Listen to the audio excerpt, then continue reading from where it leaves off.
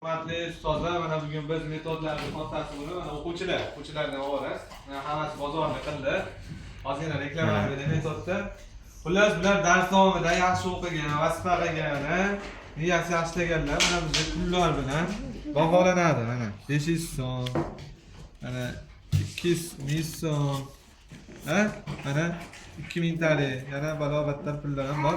Darslar davomida shunaqa qalbaki pullar yig'adi va oyning oxirida ular mana endi bozor sal tugab qoldi, turib qoldi. Oxiriga kelib qoldik. 9000 so'm bitta qilib ko'rsatib beraman. 9000 pul yo'qdan darslar davomida.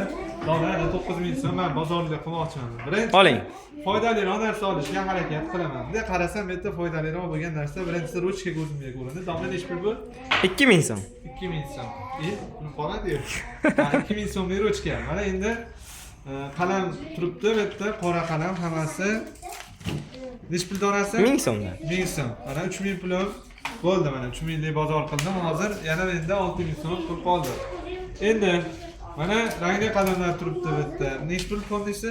3000 so'm. 3000 so'm. Mana 3000 so'm endi biz ro'zg'orbob odammiz 6000 so'mlik bozorga qilib qo'ydik. Mana o'quvchilar zvachkalar yoki bo'lmasa mana bunday daftarlariga naklinka olib, yopishtirib, mana qo'yishi mumkin.